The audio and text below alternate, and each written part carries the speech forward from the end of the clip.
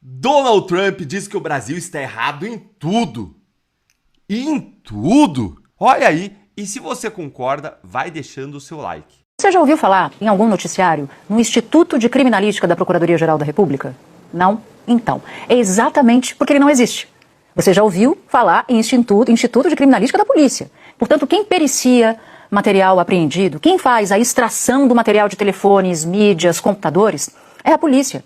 Quando o Ministério Público precisa dessa extração, tem muita gente boa lá que consegue fazer, mas os equipamentos estão na Polícia Federal, as pessoas que são treinadas e retreinadas e que passam por constantes cursos estão na Polícia Federal. Então, o que explica o fato de o ministro Dias Toffoli, primeiro, não autorizar a polícia nessa história, e segundo, autorizar 4 policiais? Então não é nem um recuo, é um semi-recuo, ínfimo, porque ele está autorizando 4 policiais para periciar 39 telefones celulares, fora o restante, pendrives, computadores, laptops, HDs externos, que podem ter sido apreendidos. Não há braços para isso. Não há braços. 4 policiais federais não dão conta disso. Mas por quê? O receio parece tão grande de se botar a mão nos celulares ou no celular de Daniel Vorcaro. De quem é esse receio? Por que a Polícia Federal, que vai, investiga e que vai periciar o documento, você precisa, quando você apreende um aparelho celular, você precisa fazer um espelhamento desse aparelho para ir tirando tudo de lá. Depois que você tira tudo de lá, você tem que analisar os conteúdos, os diálogos, os prints, os vídeos, as mensagens apagadas. Quem tem software para fazer isso é a Polícia Federal. E por melhor que seja o Ministério Público Federal, a própria Procuradoria-Geral da República, que tem gente da melhor qualidade, essa atribuição sempre foi da polícia. Mas por alguma razão que não está explicada, a Polícia Federal está alijada desse processo. E a notícia de autorização de 4 policiais federais para extrair o material de uma operação que é chamada de maior fraude financeira da história, uma investigação muito grande. O que surpreende é que o Bolsonaro tenha 41% de imagem positiva, porque isso aqui é além do que você tem do bolsonarismo raiz e, inclusive, além daquele montante da direita não bolsonarista, né? Isso mostra, é claro, não só é um retrato da polarização, né? Mas também é um retrato da resiliência do poder de fogo do bolsonarismo em meio à sociedade. Então, isso, é claro, que é um ativo que é por isso, inclusive, que Flávio Bolsonaro está tão bem nas pesquisas, né? Flávio Bolsonaro, desculpa usar o termo, pode parecer pejorativo, não é, mas tecnicamente não é ninguém na fila do pão, né? Ele é o filho de Jair Bolsonaro. Ele é senador da República, né? Já foi deputado estadual, tem uma carreira política consolidada, gostando ou não dele. Mas ele é o filho de Jair, né? Ele é o primogênito do Messias, né? Então, do Jair Messias. Então, no final das contas, é isso. O Bolsonaro está transferindo para Flávio parte desses 41%, né? Desse pessoal que acha que ele não é, que ele é um cara legal, etc e tal. Não, a gente não tem eleições justas. A gente viu a ministra Eliana Calmon ali falando como é que o Lula foi candidato, porque simplesmente era o único que o sistema entendia capaz de defender, a única pessoa que estava enfrentando o sistema, que era o Bolsonaro. Então tiraram o Lula da cadeia, anularam todas as provas para que ele derrotasse o Bolsonaro. O que o Flávio fez? Todo mundo que assiste o programa sabe que eu sou do Partido Novo, que o meu voto é do Zema. E quando o Flávio veio candidato, eu falei isso, o Flávio está certíssimo. Por quê? Porque não existem eleições livres no Brasil. Não tem a ver com urnas eletrônicas, isso tem a ver com STF, isso tem a ver com TSE. Você não precisa fraudar a urna eletrônica enquanto o ministro do TSE é o Alexandre de Moraes. Você não precisa de mais nada. Quando o relator de um processo do Banco Master é o Toffoli, ele apaga todas as provas. Ele agora decidiu quem são os peritos da Polícia Federal, sem passar pelo diretor-geral da Polícia Federal, que vai inspecionar celular. Então significa que a gente não tem sistema. Você não precisa questionar urna, você não precisa questionar compra de votos, você não precisa questionar nada. Você tem o TSE dá uma canetada final. E o Flávio falou isso quando lançou a candidatura dele. Ele falou, eu sou o elefante na sala. Ou vocês vão enfrentar que a gente precisa de anistia, que a gente precisa de fim do foro privilegiado, ou vocês vão enfrentar que a gente tem milhões de questões, pautas da direita, que o Congresso está sentado, que o Senado Federal é omisso porque simplesmente não pauta impeachment de ministro do Supremo, ou vão ser um candidato. O mercado financeiro não tem que ficar fazendo conta. Eu gasto tadinho, do Tarcísio. O mercado financeiro tem que falar, o Bolsonaro está sendo torturado, as eleições não são livres, o ministro do TSE é o Alexandre de Moraes. Agora façam um código de ética para dar uma moralidade pro STF. Que código de ética? A gente tem Loman, a gente tem a lei orgânica da magistratura, a gente tem a Constituição Federal. O que não falta no Brasil é lei, tem lei para qualquer coisa aqui no Brasil. Os ministros do Supremo atropelam qualquer lei. Quem é o único candidato que enfia o dedo na ferida e roda é o Flávio Bolsonaro. Gente, pensem comigo e vejam esse raciocínio. Moraes deu ou não deu um tiraço no pé? Ele instaurou nova investigação para apurar vazamento de informações sigilosas de membros do tribunal. Ou seja, segundo ele, terá nova fase no inquérito das fake news para apurar vazamento de informações sigilosas de ministro do STF. Aí você vai ver qual é o vazamento. O vazamento é aquele contrato de 129 milhões do Banco Master com o escritório da esposa do Moraes, que na verdade é um escritório que ela herdou do marido. Ou seja, se esse é o vazamento sigiloso, significa que esse contrato então é do próprio Moraes. Óbvio, se a informação sigilosa que vazou é de ministro do STF, significa que esse contrato, então, é do ministro do STF. E é o que todo mundo sempre imaginou. Até porque, senão, ele não teria ido pessoalmente no Banco Central conversar com o Galípolo, não é mesmo? Então, vejam só. Ele, na verdade, está assumindo que aquele contrato é dele. E também estão assumindo que aquele fundo envolvido com o Banco Master, que investiu milhões no resort dos irmãos do Toffoli, na verdade, o resort é do Toffoli. Porque eles colocaram nesse inquérito tanto o vazamento desse contrato de 129 milhões, como também o investimento do fundo no resort. Então, eles mesmos acabaram confessando o envolvimento deles nesses negócios com o Banco Master. Fala, meus amigos, beleza? Hoje eu gostaria de comentar um comentário de um jornalista progressista argentino chamado Jorge Fontenevecchia, que ele fala sobre a América Latina no contexto geopolítico dos Estados Unidos. Pois é, meus amigos, a gente sabe que a América Latina está sendo redesenhada pelo presidente Donald Trump. E, óbvio, isso é do interesse dos Estados Unidos ter o seu quintal, como eles dizem, sob controle norte-americano. E aí a gente está vendo as ações que o Donald Trump está levando efetivamente para ter o domínio ideológico da região. E, evidentemente, querendo expulsar a China, a Rússia e o Irã dos nossos terrenos, digamos assim. Bom, o mais evidente foi justamente a intervenção militar feita por Donald Trump na Venezuela, aonde ele simplesmente retirou Maduro do poder e hoje o Maduro está em uma prisão em Nova York. Além disso, colocou um títere dele lá, que é a presidente interina, a Delcy Rodrigues, que ninguém sabe até quando ficará no cargo, mas eu posso te dizer que eu acredito que isso não vai durar muito tempo, não. Mas ela está fazendo tudinho que os americanos querem. Ou seja, os americanos já controlam a Venezuela. O próximo passo, Cuba, que está aí na iminência da gente ver a queda desse regime maldito comunista que irradia para toda a América Latina o Foro de São Paulo, ideologicamente falando. E a queda de Cuba vai ser importantíssima para destruir esse bastião ideológico que ainda sustenta esse maldito Foro de São Paulo. Beleza. Mas o ponto desse jornalista argentino é o Brasil. E eu quero trazer aqui para vocês essa postagem do The Incorrupt, é uma página lá do X, onde diz o seguinte: o jornalista e analista político Jorge Fontenevecchia apresentou uma apuração em que sustenta que o presidente dos Estados Unidos, Donald Trump, teria interesse direto na queda do presidente brasileiro Lula, por enxergá-lo como um entrave central à estratégia de reposicionamento geopolítico norte-americano na América do Sul. Segundo Fontenevecchia, o Brasil ocupa uma posição chave nesse tabuleiro, não apenas por ser a maior economia da região, mas por seu papel estruturante em blocos multilaterais como o Mercosul e os BRICS. Para o analista, nenhuma estratégia dos Estados Unidos no Cone Sul seria viável sem algum grau de cooptação ou neutralização do Brasil. A matéria é mais extensa, eu não vou ler toda, mas eu acho que o cerne é isso aí. De fato, o Donald Trump está bastante preocupado com os rumos do Brasil.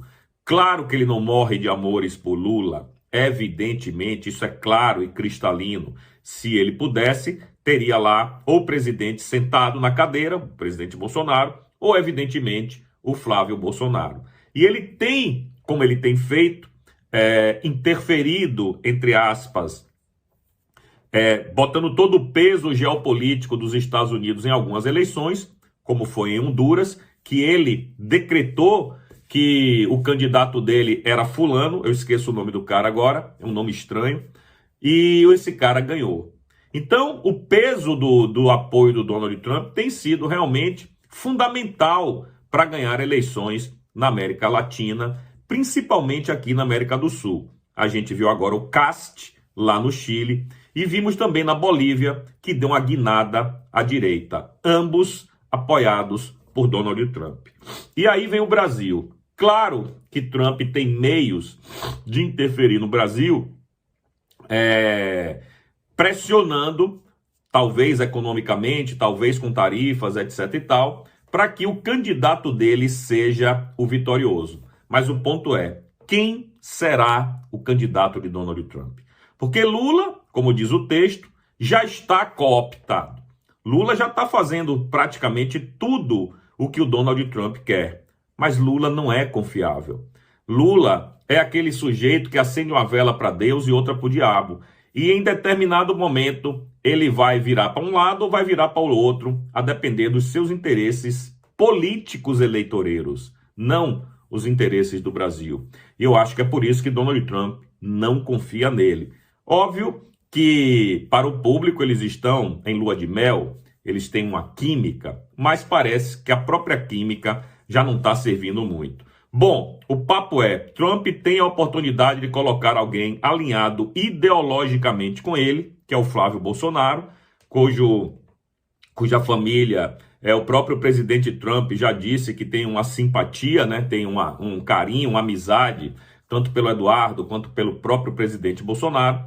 E o Trump tem a oportunidade de dar uma mãozinha, digamos assim, para o Flávio. Lula sabe disso, Lula está preocupado e evidentemente que já está tentando mexer os seus pauzinhos aí para permanecer no poder. Se vai conseguir, a gente não sabe. Mas que Trump de fato quer e entende que o Brasil é a principal peça geopolítica na América Latina, isso é inegável pelo peso da nossa economia, pela importância que o Brasil tem na região, e controlar o Brasil seria importantíssimo para ele, se não uma condição sine qua non para que o domínio americano na região se consolide. Cara, 39 celulares apreendidos. Entre eles, o daquele distinto cavalheiro lá que controla grossos dutos de lavagem de dinheiro da quadrilha e que, mesmo casado com a irmã do Volcaro, é o dono da casa onde eles promoviam aquelas famosas festas de sedução dos poderosos de Brasília. Mas aí o Toffoli manda prender toda a apreensão que ele mesmo tinha ordenado e reclamou até que demorou para ser feita. Ele queria tudo, e queria tudo em 24 horas, mas não para descobrir o que quer que seja, para trancar tudo acauteladamente na gaveta do gabinete pessoal dele, lá na sede do Supremo Tribunal Federal. Aí eu fui dar uma olhadinha na palavra, acautelar. O Wise define a expressão como prevenir-se contra a ocorrência de um mal, de um inconveniente. Era exatamente o que ele estava fazendo, gente. Não é só o sistema que o Toffoli está defendendo, é o dele próprio que está na reta. Os irmãos, o primo, a família Toffoli inteira está nisso até o pescoço, se lambuzando não só com o Volcaro e aquela arapuca do Master, né, aquele banco que começa e acaba com os consignados do Lula, né, entregues a ele lá pelo PT da Bahia, Jacques Wagner, Rui Costa, enfim, a primeira linha abaixo do Lula, né, mas também, principalmente, com essa REAG, né, e esse José Carlos Mansur, que lavava dinheiro até para o PCC. E por último, e não menos importante, também com os Batista, né, que comprou todo o empreendimento da família. Quer dizer, tudo junto e a mesma coisa, gente. E mais o Maduro lá na frente. Por isso, ele cercou as 42 possibilidades de celulares participantes das conversas dessa quadrilha, que vai daqui até a Venezuela. Aquele jeitoso do Joesley já foi lá ter uma conversinha com a Delcy Rodrigues. Mal ela sentou na cadeira onde o Trump pôs ela. Né? Mas vamos ficar no Toffoli. Agora, diante do escândalo, né, mais um depois da acariação e do TCU, e depois de 2 notas oficiais tentando defender o sequestro das provas, o Toffoli recua e enterra as provas lá na PGR. Mas, gente, enterrar as provas na PGR, cuja função é acusar e não investigar, é tão absurdo e carregado de dolo quanto enterrar as provas no Supremo Tribunal Federal. Tudo sempre continua sendo para tirar essas provas das vistas da Polícia Federal, que é quem trata a prova como prova e, pelo menos quando quer, salva essas provas a tempo de evitar o acionamento do modo BFU, que é Before First Unlock, né, que é automaticamente acionado nos celulares mais modernos, que são os de quem tem o que esconder, né, depois de poucas horas sem acessar os dados. E depois que esse BFU aí é acionado, como foi no celular do bem-intencionado Vorcaro, né, fica impossível a extração dos dados. Entregou para PGR, para se acautelar. Cara, vamos falar português claro. O Paulo Gonet é laranja do Alexandre, que é laranja do Lula, assim como o próprio Toffoli. E aí, cara, é cada um na sua área de especialização. O Toffoli no apagamento de provas e na devolução dos dinheiros apreendidos aos ladrões, né, como ele fez com tudo que foi descoberto e resgatado na Lava Jato. E o Alexandre de Moraes, aquele cuja família tem um contrato com o Daniel Vorcaro, que lhes garante 3.600.000 reais por mês, eliminando opositores, espalhando terror e calando bocas, como ele faz diariamente desde que começou a tragédia do Brasil, cara. Esse não dá ponto sem nó. Agora mesmo, aproveitando a presidência interina do Supremo Tribunal aí durante o recesso, o primeiro ato dele foi usar essa posição em causa própria, né, sem consultar ninguém, como sempre. Ele soltou os cachorros para cima de ninguém menos que a Receita Federal e o COAF, de onde ele acha que vazaram as informações sobre a master riqueza da família, Barcy de Moraes, né, publicadas pela Manu Gaspar, aquela repórter do Globo, que indiretamente ele também já começou a perseguir. Não é à toa que tudo isso vai bater na Venezuela, gente. Tudo está cada vez mais claro. A Venezuela foi a ponta de lança do Foro de São Paulo, que com dinheiro da droga inicialmente e do petróleo depois, primeiro se estabeleceu solidamente numa ditadura nacional, que soberanamente, como não se cansa de exigir o PT, tem todas as prerrogativas de um Estado decente no continente sul-americano. E aí fechou, cara. Ela se converteu no banco e no canal de comunicação e lavagem de dinheiro, dotado de segurança diplomática e de Estado, dessa organização de resgate da esquerda falida da América Latina, com injeções de dinheiro e know-how de golpe judiciário que o Trump acabou de detonar. O Toffoli e o Alexandre de Moraes chegaram a um nível de disfarçatez que tem chocado até o sistema, gente. Mas a imprensa, que tomou poeira do Congresso Nacional e hoje faz campanha, grande parte dela faz campanha contra o Congresso Nacional, está ficando para trás até do cerne do sistema, né, que tem vazado o seu repúdio a tudo isso. E com medo de que tudo acabe indo à breca, já tenta até impor um código mínimo aí de comportamento explicitamente dirigido a essa dupla escandalosa e mais ao decano dos patrocínios. Hoje mesmo, gente, os dois maiores jornais de São Paulo chamam coordenadamente em suas primeiras páginas a tentativa do Donald Trump de intimidar jornalistas com visitas do FBI, com mais força, não só do que todas as ações idênticas contra jornalistas brasileiros e suas famílias, violentamente assediados, quando não presos, pelo Alexandre de Moraes no passado recente, que eles ignoraram olimpicamente, né? Mas também com mais força do que a última fresquinha do dia, essa do Alexandre de Moraes, intimidando ninguém menos que a Receita Federal e o COAF, por suspeita deles terem passado informações para a imprensa. O Estadão deu pelo menos um registro na primeira página. A Folha não deu nem isso. Mas para os dois, mais importante que isso é bater no Trump, que livrou a Venezuela do Maduro. Gente, senhores jornalistas, senhoras jornalistas, olho no olho, cara. Não dá mais para fingir que leva a sério a quadrilha que protagoniza escândalos desse calibre, uns atrás dos outros, e se apresentar como defensora da democracia. E vocês toparem isso e quererem ser levados a sério como jornalistas. Não dá mais para não ver aquilo que até o Edson Fachin confessa que está vendo. E continuar autorizando o assalto ao Tesouro Nacional e o assassinato da democracia brasileira, que tem sido esfregados na sua cara dia após dia. E tudo isso, gente, cientes de que essa ditadura acaba em 5 minutos se a imprensa só se decidir a chamar toda essa camarilha do topo do sistema, né, pelos nomes com que as ações delas são descritas em qualquer dicionário.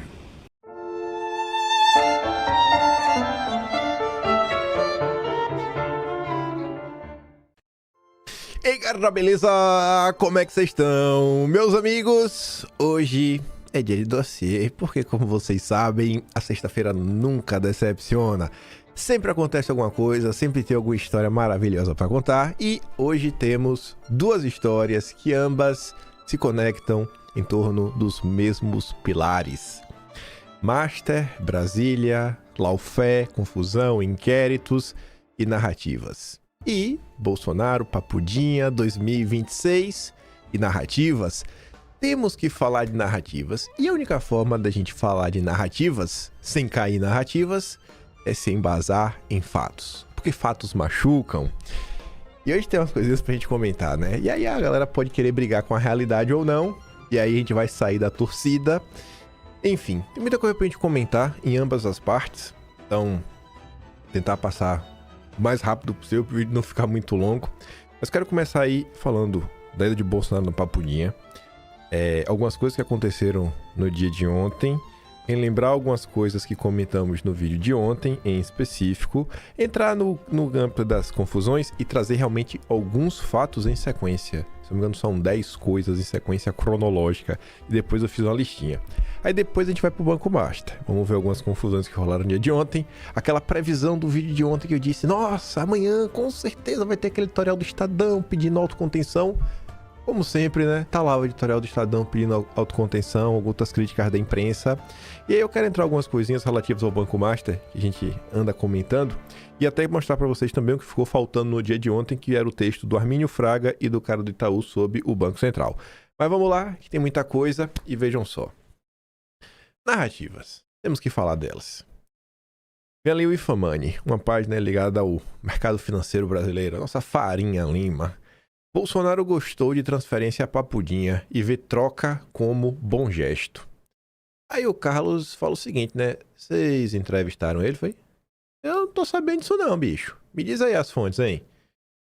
De onde é que vocês tiraram essas informações? E de ontem foram várias informações. E ontem o Carlos escreveu algumas coisas que, assim, só falta o Carlos tatuar na testa, que é pra ver se o povo presta atenção. Primeiro dia de Bolsonaro na Papudinha, seguiu aí com as crises de soluço, seguiu aí com um quadro que você vê que passa longe de estar super saudável, vendendo saúde, o que mostra que Bolsonaro deveria, no mínimo, estar em casa. E ainda é pouco, né? Eu não acho nem que deveria ser anulado. Eu acho que a gente já entrou no ponto que o certo mesmo, certo, é já tratar de indenização das vítimas. Bolsonaro, as vítimas do 8 de janeiro como um todo, é indenização por toda a perseguição que essas pessoas estão sofrendo. Mas enfim, o Diniz comenta o seguinte, né? Bolsonaro voltou a passar mal após a transferência, o que reforça a gravidade de seu estado de saúde. Trata-se de um homem idoso, com histórico de múltiplas cirurgias e complicações sérias, que não pode ser submetido a tanto estresse contínuo, passando riscos reais. Isso já ultrapassou qualquer razoabilidade. A saúde está em jogo. O correto sempre foi a liberdade, mas diante do quadro atual, a prisão domiciliar é urgente e indispensável. Manter-se em rigor diante de alguém debilitado não é justiça, é crueldade. Aí, se anteontem já teve a decisão de Bolsonaro ser transferido para Papudinha, e a galera ficou naquela, e aí, né? Aí começaram a se falar da despiora, né? Porque agora pelo menos vai poder ter visitas um pouco mais longas.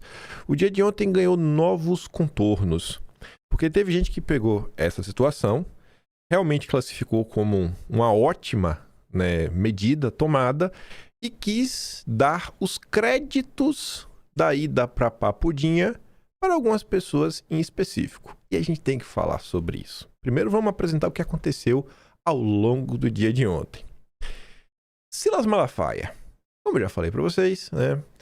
Da mesma forma que dois flamenguistas, quando se encontram, o Flamengo já tende a uni-los. Na política, né, diversas coisas aí meio que ajudam as pessoas a estarem mais perto, mais afastadas. Falei pra vocês, tem exatamente 2 dias. Falei, ó, não dá pra negar que na política o fator religião às vezes dita muita coisa, e eu falava, pô, tem um grupo que não dá pra negar, que é o Silas Malafaia, a Michele Bolsonaro, o Tarcísio de Freitas, o Nicolas Ferreira, e ontem o Silas Malafaia escreveu: parabéns a Michele e Tarcísio, souberam articular para tirar Bolsonaro da PF para um lugar melhor. Certas vitórias se conquistam por etapas, não é o ideal porque a prisão é resultado de vergonhosa perseguição política. Malafaia fez questão de dar os méritos para Michele Tarcísio. Só que a coisa não parou aí, né? O inimigo postou aqui 3 notícias. Mário Frias detona Malafaia para defender filhos de Bolsonaro. A gente vai ver que postagem foi essa do Mário Frias. Malafaia dispara contra Damares. Não seja cínica nem mentirosa. E a gente vai falar da Damares também daqui a pouco. Ida de Bolsonaro a Papudinha gera ataques entre aliados de Michele, Flávio e Tarcísio. E aí o inimigo fala assim, né? Se uma parcela da direita aceitasse a decisão de Bolsonaro, esses desentendimentos não ocorreriam. Lamentável a postura de algumas figuras da direita. Toda a confusão que ainda persiste é porque tem uma ala que não aceita Flávio Bolsonaro como candidato da direita. Essa é a grande confusão. Não tem o que fazer, não tem pra onde correr, não tem outra forma de analisar a situação. Pois bem, um fator que eu acho que também serve para entender, ou pelo menos se questionar se não tem algo errado, é assim, né? Se a Globo tá de um lado, a gente tá do outro. E hoje em dia também dá para pontuar, né? Se Tobias Panqueca, que odeia os filhos de Bolsonaro, né? Quer destruir os filhos e também o pai, tá de um lado, eu quero estar do outro. Aí ele tá ali, ó. Então quer dizer que desde que Bolsonaro foi preso, quem fez alguma coisa efetiva para aliviar seu sofrimento e melhorar sua situação, ainda que sem reparar a injustiça que lhe é feita, foram justamente os dois que estão apanhando todos os dias dos autodeclarados amigos do Bolsonaro e dos seus filhos, Tarcísio e Michele? Eu pergunto para vocês, gente, a Michele Bolsonaro está apanhando todos os dias? Michele Bolsonaro, todos os dias ela está apanhando pelo que mesmo? E pelo que me recorda, o único momento que ela vem sendo nem criticada foi por conta do vídeo do Tarcísio e só. Então você vê que já é um tweet mentiroso, de uma pessoa mentirosa, um verme. Aí o Edinho comenta, né? E continua a saga dos viciados em diário oficial em colocar inimizade pública na família Bolsonaro. É essa a base de apoiadores de direita que o Tarcísio cultivou. Pois bem, a postagem do Mário Frias, foi a notícia do Metrópolis, e para você, você vai entender por que o Mário Frias saiu em defesa dos filhos de Bolsonaro, porque foi muito mais por das matérias que saíram ao longo do dia, mas tá ali, né? Bolsonaro na Papudinha, notícia da Veja. Malafaia celebra a transferência e diz que mérito é de Tarcísio e Michele. Aí o Mário Frias diz o seguinte: não bastou dizer que o filho estaria abusando do pai na cadeia. O Malafaia falou isso sobre o Flávio Bolsonaro. Tanto que Bolsonaro fez questão de escrever na carta que eu estou tomando esta decisão de indicar o Flávio de livre e espontânea vontade. Eu sei o que eu estou fazendo. Enfim, para atender aos próprios interesses pessoais, agora, né, tentam insinuar que os filhos nada fizeram para tentar melhorar a condição do pai. Os filhos de Bolsonaro não servem para nada. Enquanto esse tipo de narrativa imunda é divulgada, a verdade dura é que um filho abandonou tudo, cargo, regalias e a própria pátria, para criar as condições políticas necessárias para a redução drástica da pena do pai e outras centenas de vítimas, e não só isso, né? Também tentar resolver a situação do país como um todo. Tá falando de Eduardo Bolsonaro. Enfim, enquanto o pastor aí apenas dava ataques histéricos e atrapalhava, realmente jogando contra o Eduardo. A verdade que o pastor aí finge não ver é que Flávio, mesmo com a missão árdua da candidatura, atuou e atua incansavelmente para denunciar os abusos infindáveis contra o seu pai. Já Carlos está quase que heroicamente, mesmo com todo assassinato de reputação, que o chama de fraco e desesperado, mostrando ao mundo os abusos que o pai vem sofrendo. Todo santo dia, né? O Carlos mostra alguma coisa. E o que faz o suposto homem de Deus? O Malafaia desapareceu nos últimos dias. Todos esses absurdos acontecendo e ele não deu o ar da graça. Desde que ele foi alvo aí de uma busca e apreensão da polícia, desapareceu. Enfim, o Malafaia joga de simulações e intrigas contra filhos que amam seu pai. Mas esse não terá nota longa, né? Acusando ele de ser do demônio. Não, para esse, que está fazendo um trabalho sujo, só aplausos e risos. Guarde isso na cabeça. Aqui a coisa já começa a ficar mais interessante. Olha aquela notícia do Estadão. Aí eu vou relembrar o que a gente comentou no vídeo de ontem. Aí eu vou ler o que escreveu a Elisa e o Carlos. A notícia do Estadão é: Papudinha pode ser antessala do domiciliar. Olha, já já ele vai para casa. Que bom, né? Mas isso vai depender do quanto os filhos de Bolsonaro irritam Moraes. Olha só. Se Bolsonaro não for para casa, é culpa dos filhos. Advogados começaram a admitir reservadamente que o clima hostil criado com publicações dos filhos dificultava obter sucesso com sucessivos pedidos de domiciliar. Não, mas até agora também não teve domiciliar, né? Aí você fica aqui olhando, né? A gente comentou ontem. Na decisão que manda pra Papudinha, dentre outras coisas, como negar a TV, Dom Pedro III fez questão de colocar até postagens do Flávio. Também fala do Carlos. Curioso isso, né? Teve gente que falou lá, ó.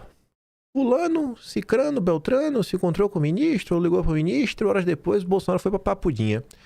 Pessoal, vocês acham, por experiência de vocês, em escrever qualquer texto que seja, eu não acho que isso daqui foi o ChatGPT, quanto tempo vocês acham que demorou para essa peça aqui ser escrita? Tu acha que tu encontrou com a pessoa e 2 horas depois deu tempo da pessoa escrever, o coração foi tocado, ela teve tempo de escrever toda essa peça com prints, recortes, links e foi por conta da visita.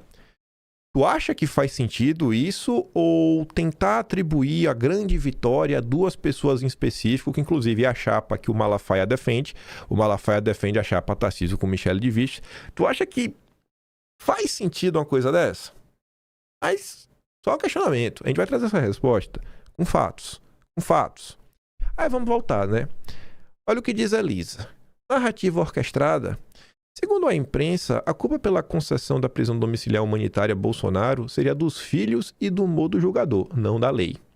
E aí o Carlos vai além e diz que tudo, absolutamente tudo, converge para a orquestração com o cara que jamais respeitou qualquer tentativa de apaziguamento. O Carlos está falando que tem gente aí de conversinha com o Xandex.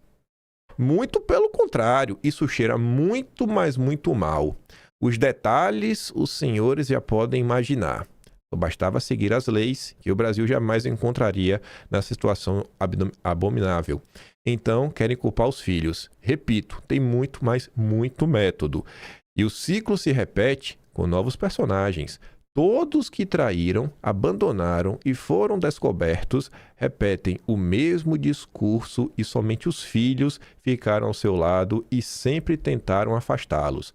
Voltamos a 2019. Eu acho que por essa postagem do Carlos e pelo histórico do Carlos, você vê que ao longo dos anos, durante o governo Bolsonaro, todas as pessoas que o Carlos resolveu brigar se mostraram salafrários de marca maior. Santos Cruz, Bebiano, Sérgio Moro e tantos outros. Só para dar 3 nomes que todos devem conhecer. Para o Carlos estar falando isso, o que é que vocês acham, hein? O que é que vocês acham? Será que não é uma narrativa? Mas a gente vai ter uma resposta. Aqui ainda são só questionamentos de coisas relevantes. Aí vem lá a turma da Jovem Pan. Esqueci de baixar esse vídeo, mas eu pego aqui rápido no tweet do Carlos. Carlos Bolsonaro. Mídia. Tweet só, ó. Postar que os familiares do ex-presidente estão bastante arrependidos das afirmações que deram nos últimos dias, porque eles inviabilizaram, pelo menos momentaneamente, a possibilidade de prisão domiciliar. Eu disse anteriormente, vale repetir, ele tem mais de 70 anos, ele tem um problema de saúde.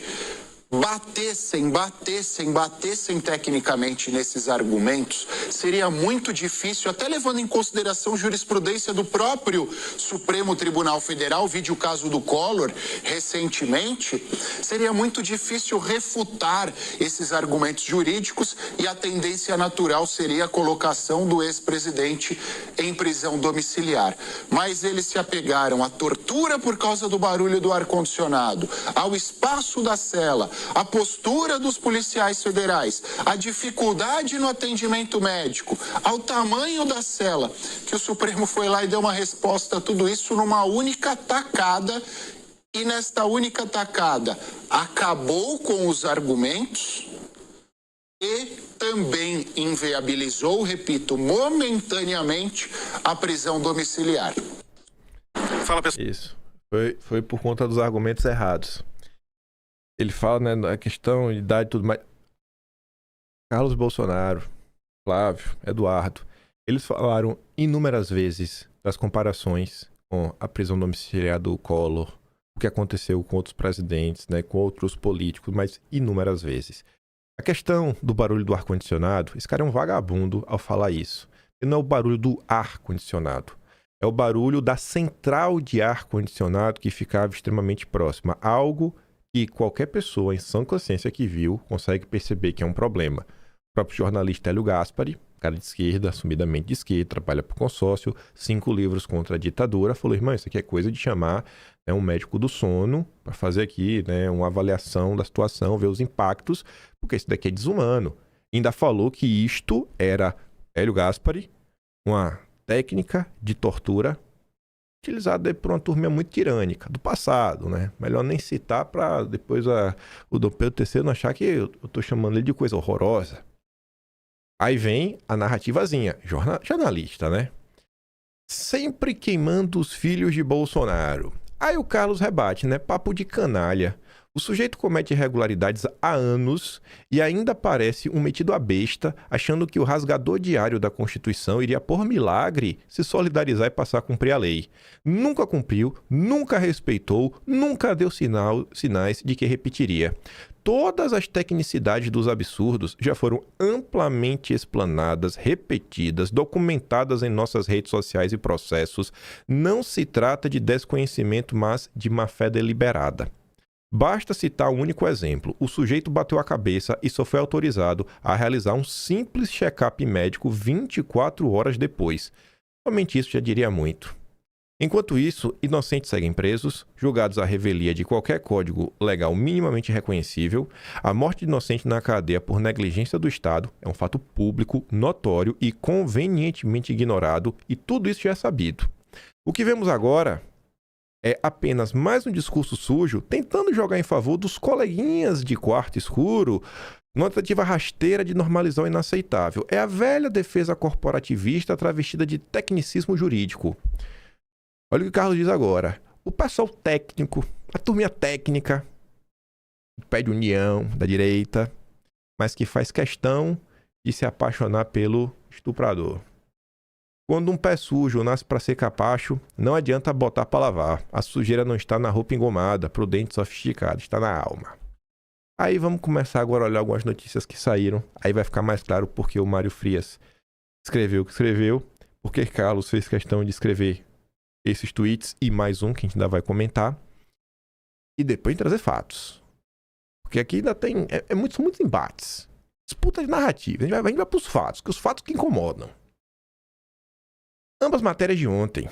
O recado para a direita nas duas alfinetadas de Michele Bolsonaro. Ao repercutir vídeos de Tarcísio de Freitas e Romeu Zema, a ex-primeira-dama amplia o impasse sobre quem herdará o bolsonarismo em 26. A gente não comentou isso, mas após ser criticada por compartilhar o Tarcísio, a dona Michele Bolsonaro compartilhou um vídeo do Zema. O plano de Michele para conter carnaval de filhos de Bolsonaro, segundo aliados. Ex-primeira-dama busca domiciliar para Bolsonaro na esperança de melhorar sua condição de saúde e conter Flávio, Eduardo e Carlos. Aí o Vinícius comenta, né? Michele repercute vídeo de Tarcísio depois do Zema. Segundo o aliado de Michele, ela busca domiciliar para o Jair com a finalidade de conter os filhos do presidente. Se as matérias estão corretas, fica registrado duas coisas. 1. O desejo de implodir a escolha de Jair por Flávio. 2. A motivação da articulação não é saúde e bem-estar do Jair, e sim enfraquecer os filhos. Conclusão. Que ganha com essa confusão em quem perde? O Metrópolis, vem na mesma linha, a articulação casada de Michele e Tarcísio no Supremo tenta ofuscar Flávio. Falei que a gente ainda fala da Damares, e a gente já fala de outras pessoas também. Aliados da Michele e do Tarcísio comemoraram a articulação casada da dupla, né, junto ao Supremo. A avaliação é de que a decisão do ministro reforçou o protagonismo de Tarcísio e de Michele e serviu como contraponto à pré-candidatura do senador Flávio Bolsonaro ao Planalto. Apesar da bênção do ex-presidente, entre seus aliados, há quem defenda que a melhor chapa para enfrentar o Lula seria formada por Tarcísio e Michele, ela como vice. Nesse cenário, a ida de Bolsonaro para Papudinha seria vista como um round vencido por Tarcísio e Michele contra o Flávio. A eventual concessão da prisão domiciliar ao ex-presidente, avaliam aliados, poderia fortalecer a possível candidatura da dupla. O Globo até tinha noticiado, já nas primeiras horas do dia 16, Tarcísio atua para se manter na corrida presidencial. O governador procurou o ministro do Supremo para pedir prisão domiciliar para Bolsonaro, o que foi visto no entorno do ex-presidente como tentativa de manter vínculo com ele. Mas voltando para também notícias de ontem. Essa fala diretamente dos filhos de Bolsonaro. Ida de Bolsonaro a Papudinha teve ação de Tarcísio e Michele para convencer Moraes. Leia bastidores. A movimentação inclui conversas com o ministro do Supremo e passou alheia ao conhecimento dos filhos de Bolsonaro, segundo uma pessoa próxima à família. Uma pessoa próxima à família diz que a articulação de Michele e Tarcísio contrasta com a dos aliados que costumam criticá-los por razões diversas. Olha isso aqui agora, em azul. O episódio mostra que, olha o que disse esse aliado. Enquanto tem gente fazendo barulho, tem gente séria trabalhando nos bastidores, visando o melhor para o presidente Bolsonaro. Então, os filhos de Bolsonaro só fazem barulho, né? Não ajudam em nada. Gente séria quem tá nos bastidores trabalhando. A movimentação de Michele e Tarcísio passou incólume ao conhecimento dos filhos, como Eduardo e Flávio, diz essa pessoa, o que mostra o distanciamento entre dois grupos que têm estratégias diferentes para lidar com a prisão do ex-presidente. Aí olha agora. Além de Tarcísio e Michele, dois outros aliados ajudaram no trabalho de bastidor, Marcos Pereira, do Republicanos, e Damares Alves. Um aliado do dirigente afirmou que ele também conversou com alguns ministros do Supremo. Opa, aqui agora já tem um fato relevante. Saímos de 2 para 4 pessoas, porque o Malafaia só elogiou 2 e ainda criticou a Damares, já que a Damares, em tese, também teve um papel. A gente já tem 4 pessoas que teriam participado, mas só 2 foram elogiados. Não só pelo Malafaia, mas ganharam os holofotes da própria imprensa na maior parte do tempo. E algumas páginas cada vez mais suspeitas nas redes sociais, em especial no Instagram. Curioso, viu? Curioso. Já tem 4 pessoas que ajudaram. Os filhos não ajudou em nada, mas já tem 4. Aí só estão batendo palma para 2. Secretário de Ibanez também articulou transferência de Bolsonaro. Ué, agora já estamos 5 pessoas? E são 5. Por que o que dominou nas redes sociais foi Michele e Tarcísio, como os grandes salvadores? São 5 porque só 2. Estranho isso, né?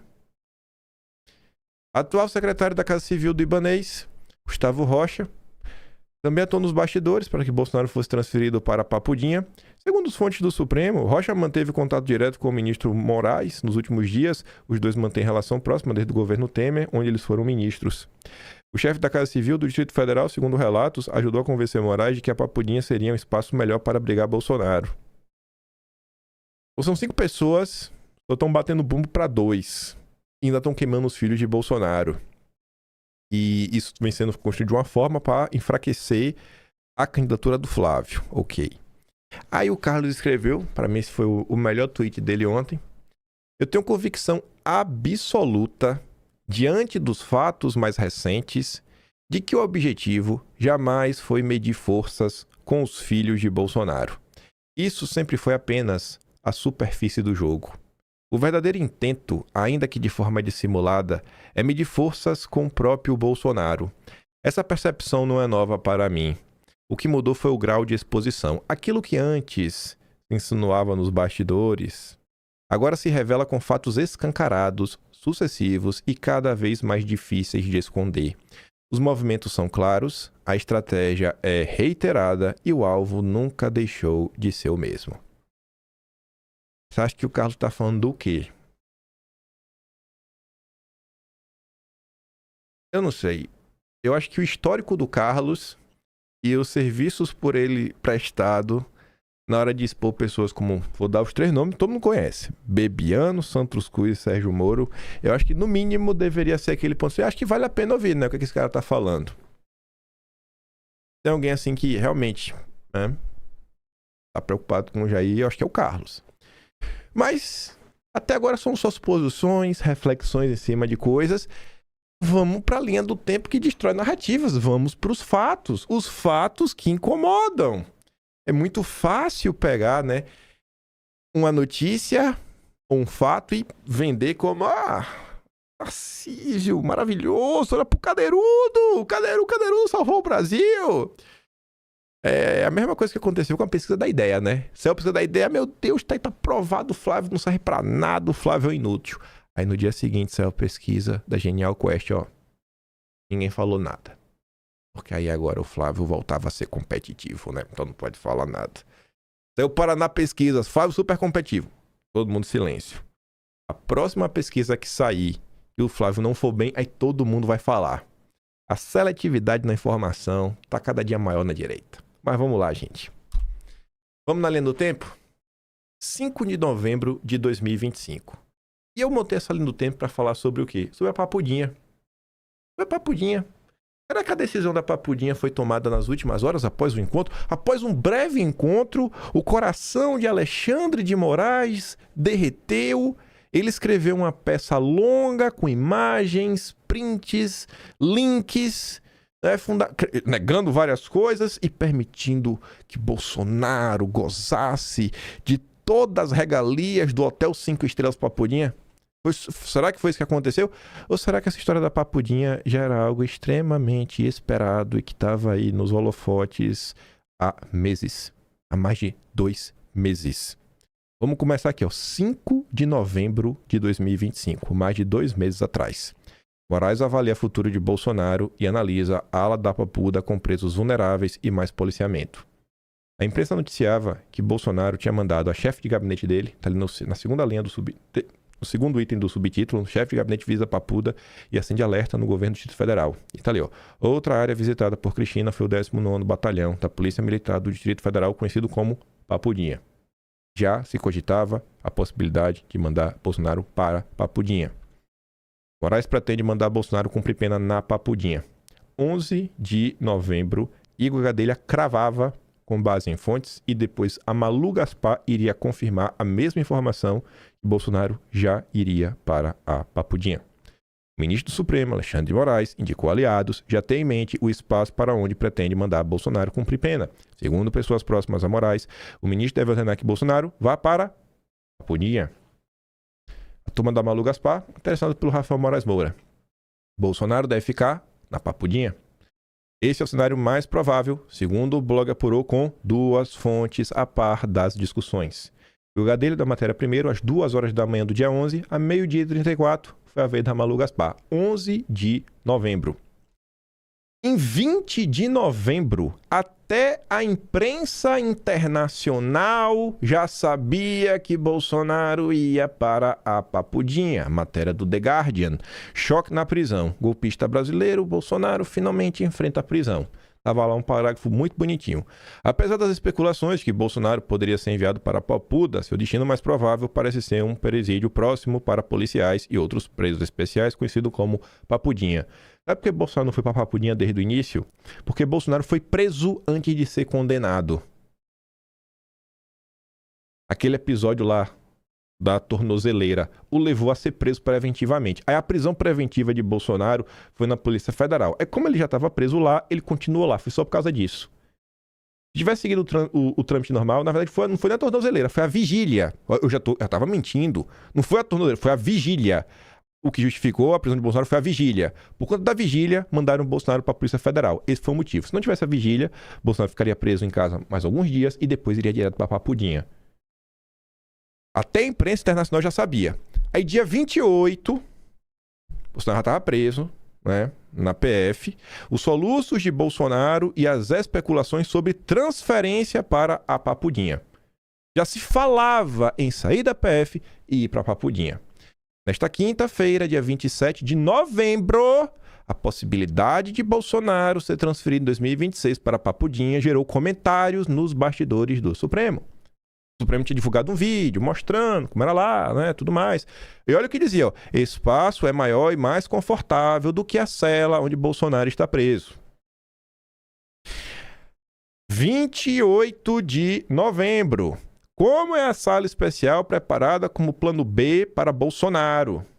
Olha o subtítulo. Se advogados de Bolsonaro vissem a cela, pediriam transferência da sala na PF na hora, dizem investigadores a par das instalações.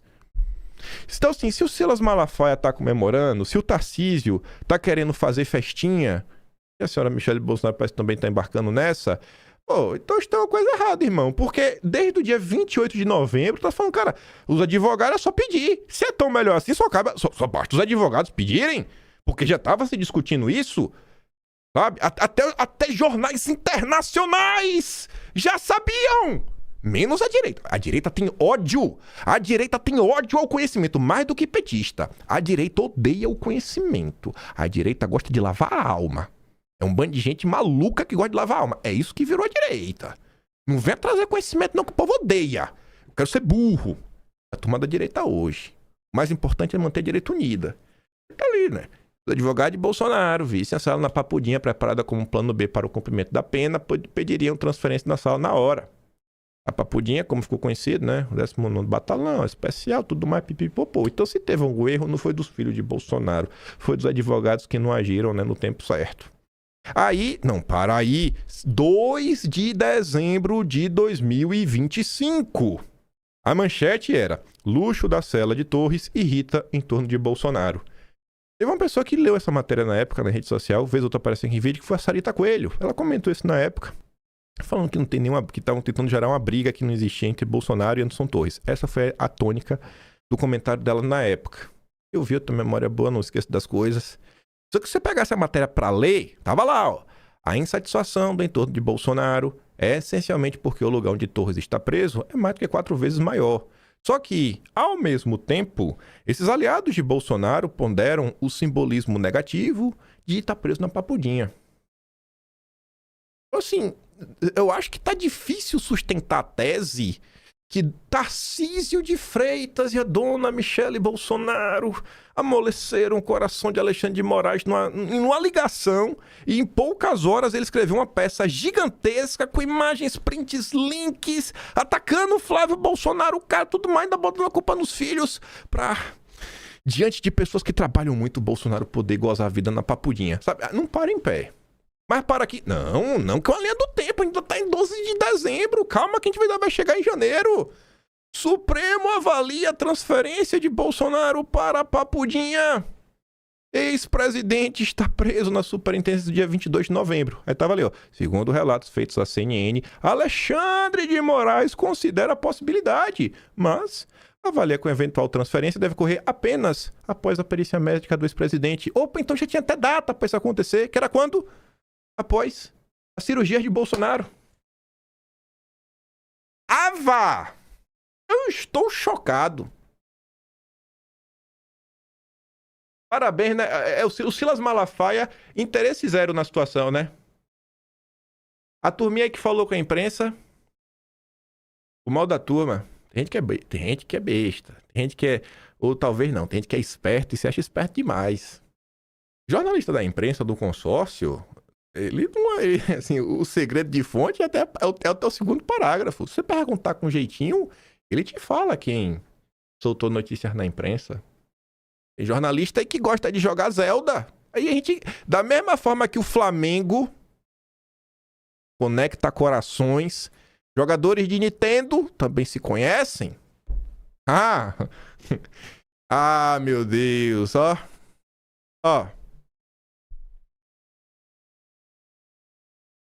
WhatsApp, viu? Bando de vagabundo. 15 de dezembro. Aliados de Bolsonaro evitam se conformar com possível vida para a Papudinha. Olha que dizia, né? Aliados de Bolsonaro mantêm pressão por prisão domiciliar e evitam se conformar com a possível transferência de Bolsonaro para a Papudinha. Porque realmente não é para se conformar. No mínimo, tinha que estar preso em casa. No mínimo. Mas tava dado que ele ia pra Papudinha. Tava dado que isso ia acontecer. Análise. Família e defesa de Bolsonaro repensam ida para a Papudinha. A defesa também repensa, né? Então, normalmente quando... Não é as modificações que acontecem na questão judicial, não é assim, o Carlos Bolsonaro faz um tweet e Alexandre de Moraes tomando decisão. Normalmente não é assim, né? É só pra perseguir. Mas normalmente quando você quer alguma mudança no seu processo, tem que ir pros seus advogados, né? Então, talvez, se for pra culpar alguém, deveria culpar os advogados. Segundo a analista, há um entendimento inicial entre familiares e advogados que talvez seja melhor para Bolsonaro ser transferido para Papudinha. Aqui já é 5 de janeiro. Agora. Aí eu montei aqui a lista toda, né? A gente só relembrar. 5/11, Folha diz que Moraes mandou o chefe de gabinete visitar Papudinha. 11/11, e o Gadelha revela que o destino escolhido por Moraes é Papudinha. No dia 11, também no dia 11, Malu Gaspar confirma, com 2 fontes, que Papudinha é o destino provável. No dia 20, até o The Guardian, imprensa internacional, já falava que iria para Papudinha. Dia 28 de novembro, Platô BR, que é da turma do Guilherme Amado. Acho que o Guilherme Amado também tem fonte no Supremo, né?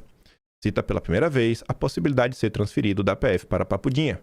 28/11, revista Veja garante que se defesa visitasse Papudinha, iria pedir transferência na hora. 2 de dezembro, CNN diz que em torno de Bolsonaro sente inveja da Papudinha, mas teme peso do cibolismo. A 12/12, CNN confirma que o Supremo avalia transferir Bolsonaro para Papudinha após cirurgias. 15/12, CNN diz que aliados querem, mas não assumirão que Papudinha é melhor. E dia 5 de janeiro, CNN diz que família e defesa consideram melhor para Papudinha. Aí eu pergunto para vocês, será que foi alguém que amoleceu o coração de Alexandre de Moraes? Ou era algo que obviamente iria acabar acontecendo e talvez pudesse ter ocorrido até antes mesmo, se o pessoal que lá estava falando, não fica preso na PF não. Porque na PF ele foi a prisão preventiva, né? Por conta da vigília. Aí agora você pode se basear nos fatos. Aí você chora, briga com a verdade. A direita odeia a imprensa, né? A direita só gosta do que sai na imprensa quando ataca o PT e Alexandre de Moraes. Se é matéria da Malu Gaspar falando que o contrato da mulher de Alexandre de Moraes era 129 milhões, aí é super verdade. Ai de quem desconfiar. Aí é gado petista. Agora se a Malu Gaspar for outra coisa... você acredita na Globo! Essa direita é maravilhosa, viu? Aí vamos lá que ainda tem mais coisas. Depois de tomar um atropelo aí nas redes sociais, o descarado do governador de São Paulo, o Cadeirudo, em mais uma situação onde a imprensa o questiona, aí ele diz que o candidato dele é o Flávio. Mas é sempre o mesmo padrão. O Tarcísio, ele não toma a iniciativa, não é espontâneo. Ele só fala do Flávio se algum jornalista questionar. E tá ali, né? Tarcísio afirma que o candidato é o Flávio. Podem me questionar, mas o ambiente é o mesmo. Alguém o indaga numa entrevista e ele responde. Quando que Tarcísio vai fazer um vídeo em suas redes sociais confirmando que o seu candidato é o Flávio? Aí tá ali, né? Disse o governador a jornalistas ao ser indagado. Para mim essa resposta não serve de nada. Por outro lado... o Flávio... Oh, meu Deus. O Flávio é paciente demais, viu? É a postura de quem vai vencer realmente a eleição. O Rafael Globo até diz, né? Quanto mais o Flávio falar, menor será a rejeição. Ele não consegue brigar com ninguém. Todo mundo é amigo dele no final da história. A primeira-dama Michele Bolsonaro postou um story, compartilhou um story do governador Tarcísio de Freitas e depois curtiu um comentário da esposa dele falando que ele deveria ser o próximo CEO do Brasil, né? O senhor gostaria disso? Não, acho que eu vou fazer, eu faço aqui, eu pratico aquilo que eu falo, que é a união. E é o que eu vou continuar buscando sempre, porque esse é o caminho.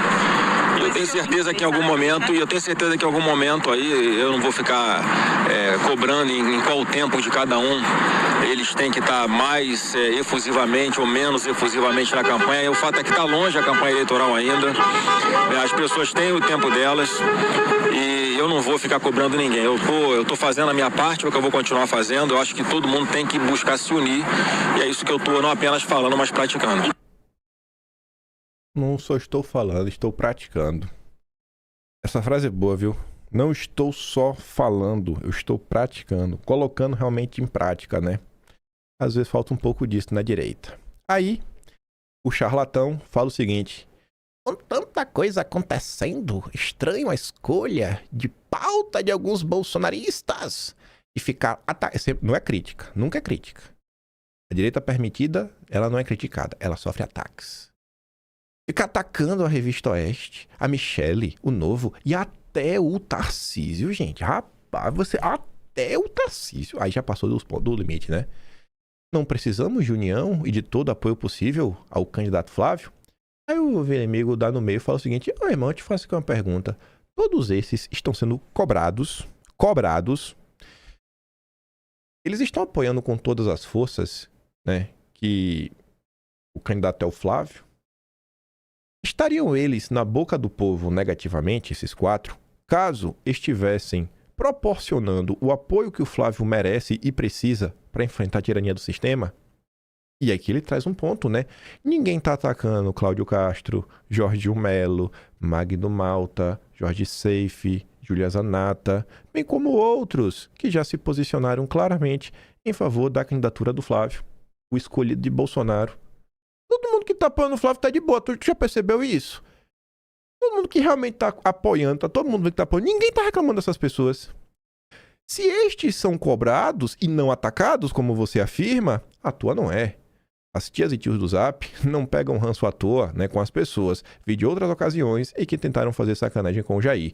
Me parece que ultimamente, sem Olavo aqui para te puxar a orelha, você tá voltando a ser o velho Rodrigo Cocô, que ele se referia à sua pessoa. E aqui tá aqui, ai, vocês estão cobrando o Novo. Vamos falar do Novo? Vou até o fim. Sema confirma convite e o não à proposta sobre Flávio Bolsonaro. O governador de Minas afirma que não será vice, defende projeto próprio e sinaliza a resistência da centro-direita ao bolsonarismo raiz. O convite não partiu do Flávio, partiu do Ciro Nogueira. A gente está cobrando o Novo exatamente por causa disso. Se o Novo se diz aliado, deveria estar apoiando, devia estar jogando junto, né? Não jogando contra. Aliado não joga contra? Ou joga contra? Me expliquem aí. Eu preciso entender, aliado joga contra ou joga a favor? Esse aqui é o Partido Novo, né? Assim, isso é o que se tornou a direita. Um bando de manipuladores. Um bando de manipuladores. Eu prefiro ficar com Carlos, Eduardo e Flávio, sabe? Ao longo dos anos aí, se provaram em diversos momentos, inclusive o principal, né? A sua lealdade ao projeto encabeçado pelo pai. Prefiro ficar com Carlos, Eduardo e Flávio, sabe? Até o fim. Prefiro ficar com esses 3. Prefiro ficar com eles ali, ó. Aqueles 4 ali, ó. Era isso? Não, a gente vai apoiar quem Bolsonaro indicar. Era o papo que tinha. Pronto, ele indicou o Flávio. Ah! Então parece que a galera não é tão bolsonarista assim, né? Ou não é tão grata assim. Ou talvez queira ser mais realista que o rei. Mas vamos seguir falando de narrativas. Vamos. Primeiro vamos trazer alguns fatos e atualizações. Eu questionei ontem, né? Rapaz, o cara abriu inquérito. Não é possível que quem abre inquérito também vai conseguir ser o relator. Ele é o Pelé. Ele é o Pelé do direito. Ele abriu inquérito, já meteu a Receita e o COAF no inquérito das fake news, que ele é o relator. Pronto, ele já tá investigando o inquérito que ele abriu. Ele não para, amigo. Ele não para. O que falta de cabelo sobra em jogo de cintura. Esse é o dono do Brasil. É o nosso imperador. Aí veio a Globo. Inquérito no Supremo sobre suposto vazamento de dados. Divide ministros e gera reação. Divide ministros. Aí tu vai ver qual é a divisão. Como é que tá essa divisão, viu?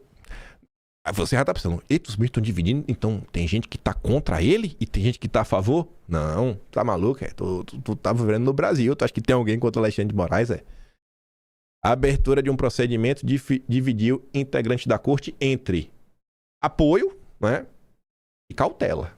Tu acha que tem alguém contra? Não, cautela. Cautela assim, ó, vai devagar aí, viu? Só isso. Não tem ninguém contra não, gente. Esse é o Brasil, esse é o Brasil. O que está acontecendo não é causado por uma pessoa só. Não tem uma ala para ficar contra. É incrível.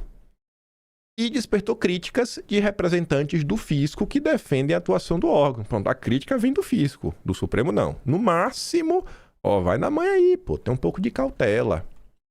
O ministro ouvido pelo Globo disse que a medida adotada por Moraes é legítima, tendo em vista a suspeita de acesso irregular.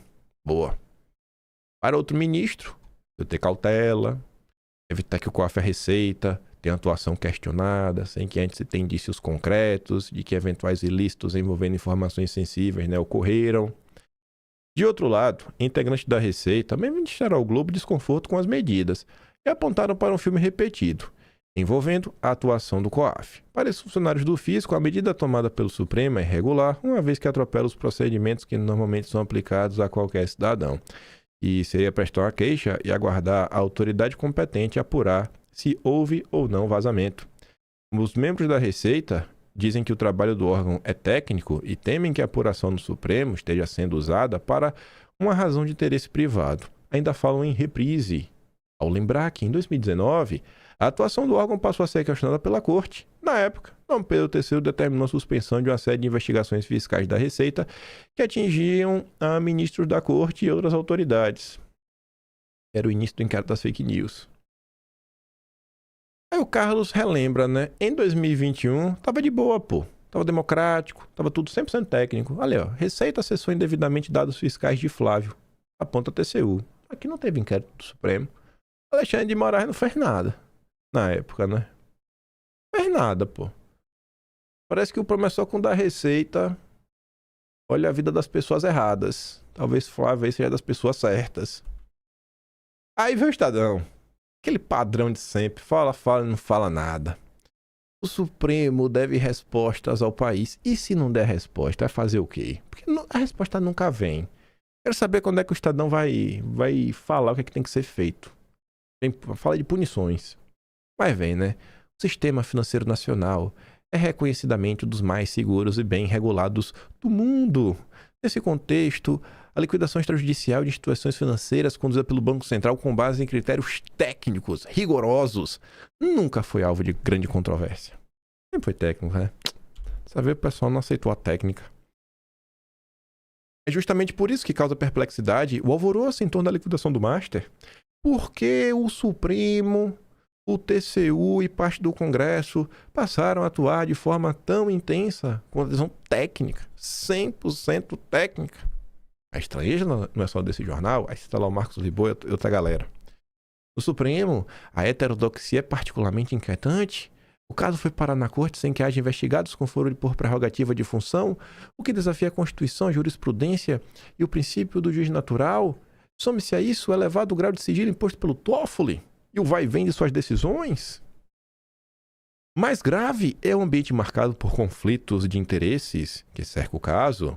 Aí fala do Toffoli, a viagem, o contrato da mulher de Dom Pedro. Enfim, não são a priori, né, provas de ilegalidade, mas impõe um afastamento de ambos. Em um Estado de Direito, a aparência de imparcialidade é tão essencial quanto a imparcialidade em si.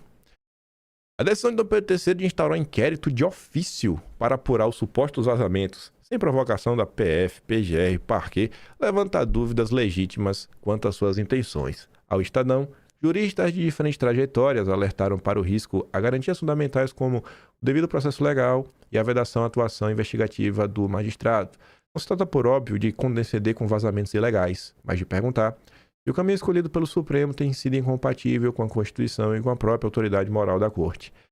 Se nada disso autoriza conclusões precipitadas, suscita sim perguntas a serem respondidas pelo Supremo.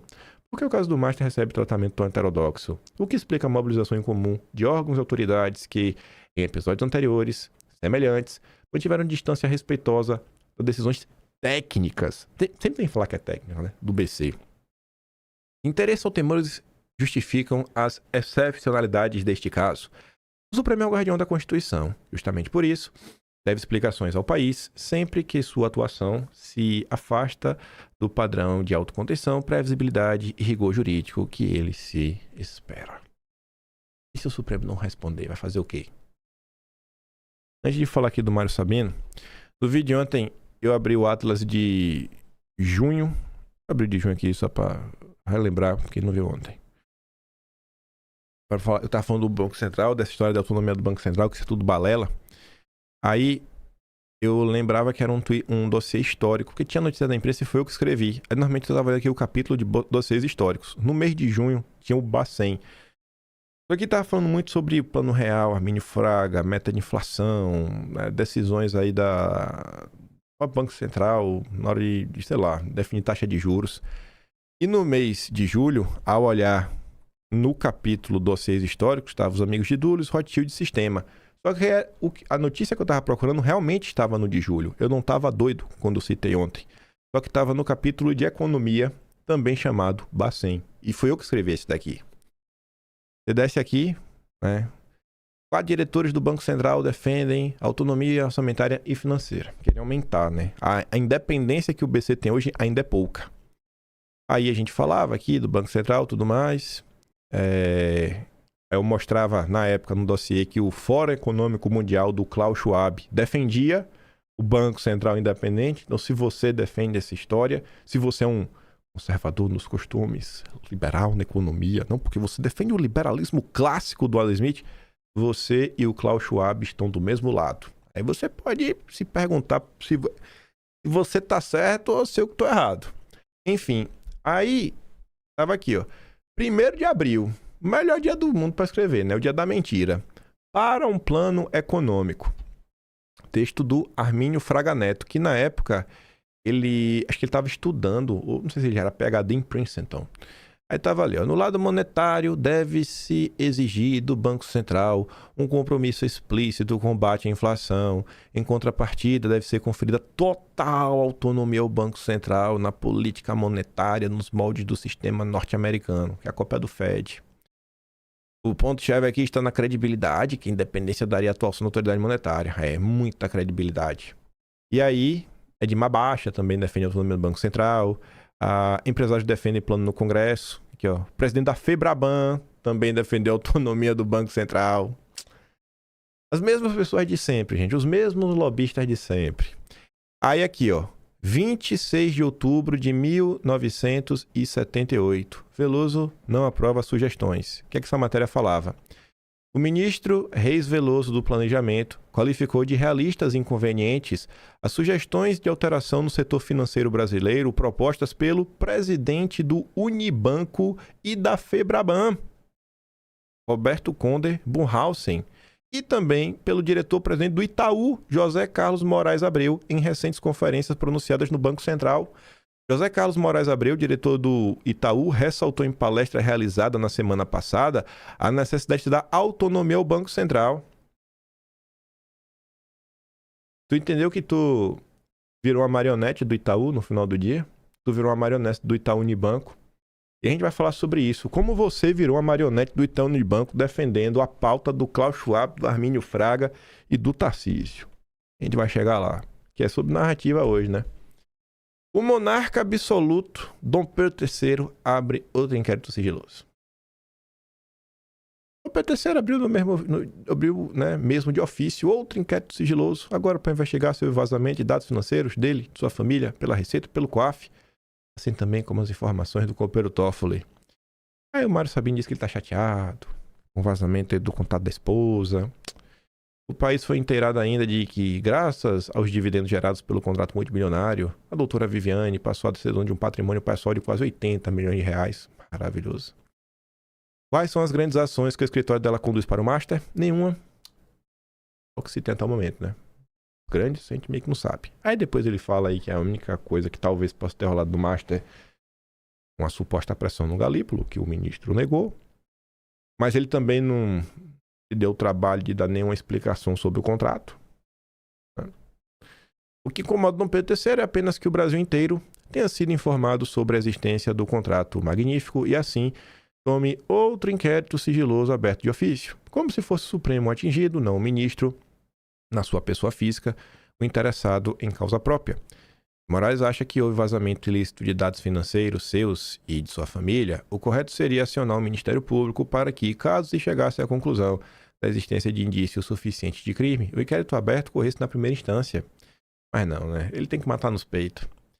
Fato incontornável, porém, é que desde a instauração do inquérito das fake news, em 2019, sem data para acabar, o sistema acusatório foi mandado às favas. A partir dele, Dom Pedro III, em especial, como relator de todos esses inquéritos, que deveriam salvar a democracia, adquiriu um poder só comparável ao do monarca absoluto das ordenações filipinas, o Código de Direito Português que vigorou no Brasil até o século XIX. Como a Constituição Federal não atribui poder absoluto a ninguém, o que se tem é um desvio intolerável no sistema democrático, do qual Dom Pedro III arrogou-se o título de grande defensor. Ele pode tudo, a sua família pode tudo, só que não. O poder dele é incompatível com a democracia. e resta saber até quando seus colegas de tribunal e os integrantes de outros poderes fingirão que nada está acontecendo de errado. Vai bem. Aí, voltando um pouco no tempo, dia 14, tem um cara que eu gosto dos textos dele de verdade, que é esse Nicolau Cavalcante. Ele escreve, não sei se é 1 ou 2 vezes por semana no Estadão. Master, jornalismo e a nudez das redes sociais. Não é que eu gostei que eu concordo com o texto, não é porque eu acho que ele levanta alguns posicionamentos bons e a partir do que ele fala dá pra você levar as discussões para outros pontos. Você vê que eu vou discordar do que ele tá falando.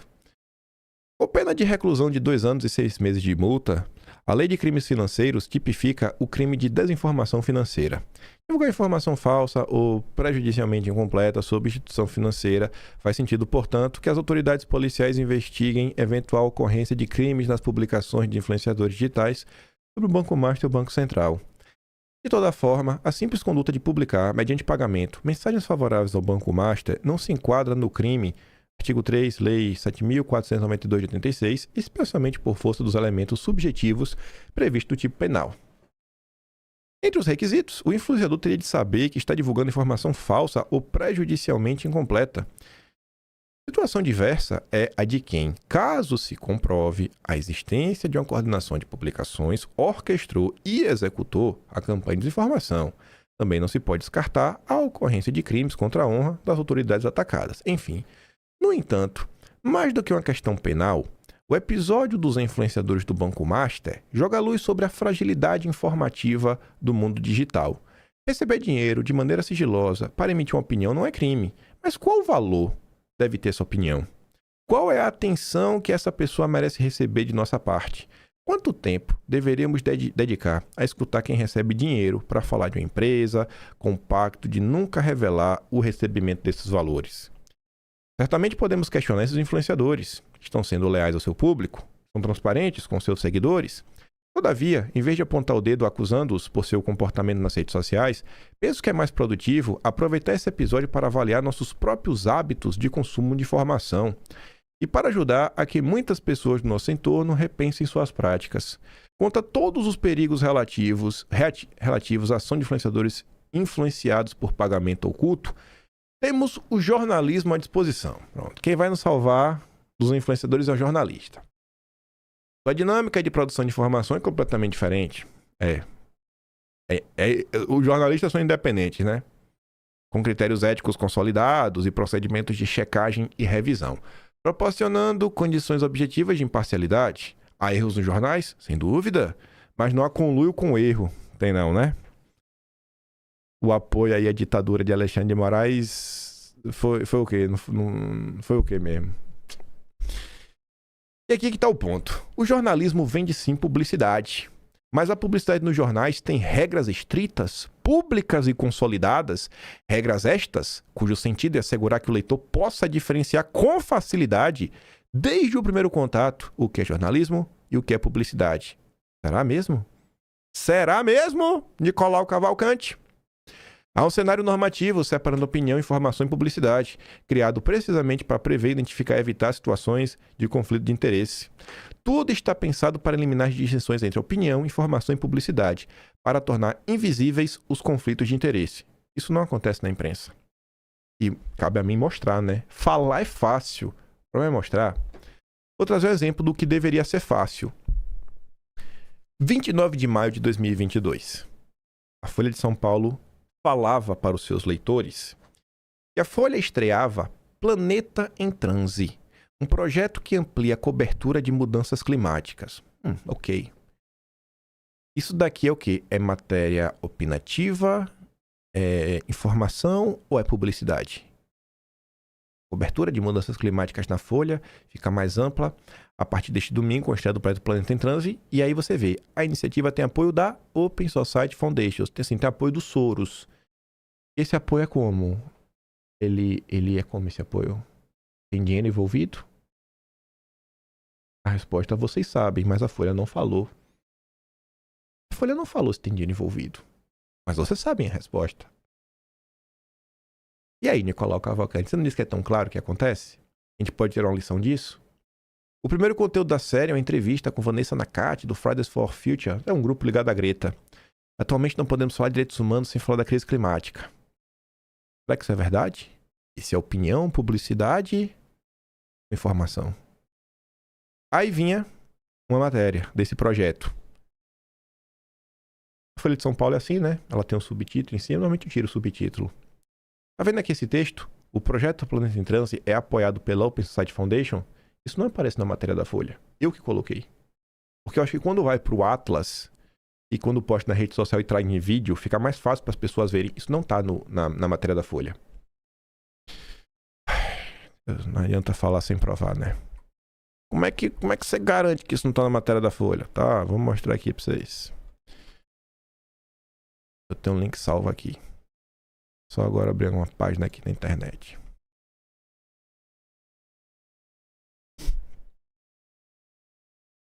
Tá vendo aqui embaixo o nome? Sabe quando é que aparecia? Que essa matéria é em parceria com a turma do Jorge Soros? Tem que descer até o final. Até o final. Até o final. Até o final. Olha o tamanho da matéria. Aí lê. Quando você termina, tá aqui, ó. O projeto Planeta em Transe é apoiado pela Open Society Foundation. É pago ou não? Devia falar, né? Então assim, o jornalismo faz jornalismo? E aí aí fica a pergunta, isso é o quê? Como diz o Cavalcante. É opinião, informação ou é publicidade?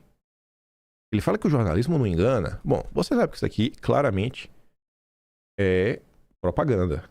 É propaganda mesmo. Não é nem publicidade. Que publicidade você quer vender porque é propaganda. Propaganda em estritos políticos, né? Tipo 1984, dominação de mente, doutrinação, Estado totalitário. Isso aqui é propaganda mesmo. Destruição da sociedade. Ainda está no Observatório do Clima, uma ONG que foi criada após uma reunião da USAID no Brasil. Ou foi 2002, 2003, 2006. Não lembro o ano bonitinho. Mais uma vez citando lá o Fridays for Future, que é o grupo da Greta, como eu disse.